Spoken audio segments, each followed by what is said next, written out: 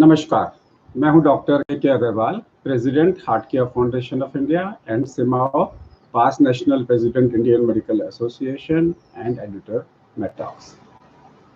कितना समय लगेगा मेरे को कोरोना डेवलप होने में अगर मैं एक पॉजिटिव पेशेंट को मिलता हूं तो? कंफ्यूजन है लोगों के मन में। आइए इस कंफ्यूजन को दूर करने की कोशिश करते हैं।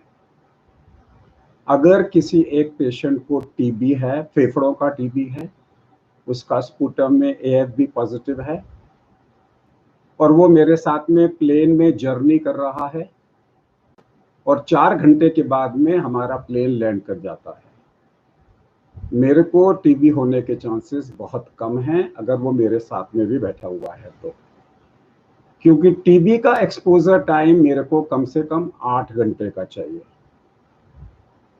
यानी कि अगर मैं पूरे इंडिया में कहीं भी ट्रैवल कर रहा हूं और उस प्लेन में एक टीबी का मरीज है जिसने मास्क नहीं पहन रखा, तो भी मेरे को टीबी का खतरा नहीं है। इसे बोलते हैं हम कॉन्टैक्ट टाइम।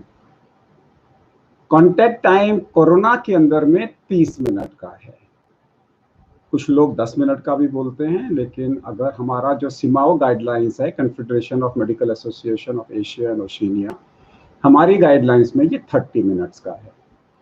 यानी कि अगर आप किसी भीड़ में जाते हो और किसी से भी 2, 3, 4 मिनट से ज़्यादा नहीं मिलते हो और उसमें अगर कोई कोरोना का पेशेंट पॉजिटिव है तो आपको होने का चांस नहीं है।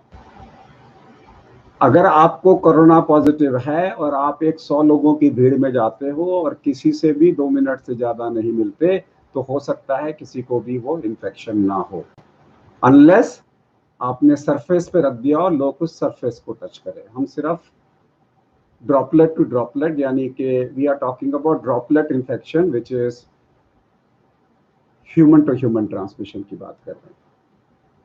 तो जो कांटेक्ट टाइम है वो 30 मिनट का है। यानी कि अगर मैं एक डॉक्टर हूं, मैंने आज 100 पेशेंट देखे या मैंने आज 10 पेशेंट देखे, उसमें से एक पेशेंट कोरोना का पेशेंट था, मुझे नहीं पता कौन था, और मैंने किसी को भी आधा घंटे से ज़्यादा एक बारी में समय नहीं दिया, तो मेरे को प्रैक्टिकली इन्फेक्शन होने का खतरा नहीं है, प्रोवाइडेड मैं अपनी नॉर्मल प्रिकॉशंस ले रहा हूँ।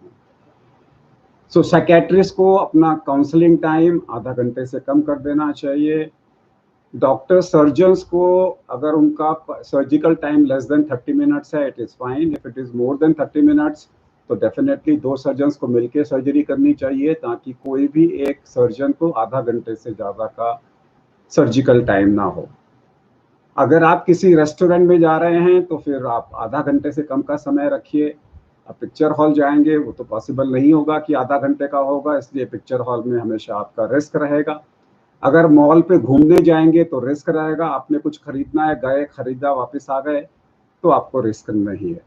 याद रखिए, जो कॉन्टैक्ट टाइम है उसे हम 30 मिनट का बोलते हैं, लेकिन विद प्रिकॉशंस। अगर आप मॉल में, आप बाकायदा मॉल के अंदर में जा रहे हैं, आपने मास्क पहन रखा है, और मास्क पहनने के बाद में अगर आपका कॉन्टैक्ट टाइम वहाँ पे visiting line less than 30 minutes है और आपने हैंड वॉश की पूरी फैसिलिटी की हुई है, पूरी प्रिकॉशंस ली हुई है, तो आपको इन्फेक्शन नहीं होगा। अब ट्रेन के अंदर में डेफिनेटली आपका इन्फेक्शन रेट ज़्यादा होगा, बिकॉज ट्रेन आधा घंटे में तो नहीं पहुंचाएगी। उस सिचुएशन में आपको 6 फीट का सोशल डिस्टेंसिंग करना बहुत ज़रूरी है, और साथ में आपको ग्लव्स पहन के रहना है और हैंड वॉशिंग करना है। अगर ट्रेन के अंदर में आप बाथरूम में जा रहे हो तो हर चीज़ को क्लीन करो, फिर बाथरूम का इस्तेमाल करो, तो उसमें आपका खतरा मिनिमाइज हो जाएगा, ज़ीरो नहीं होगा। कोरोना नमस्ते।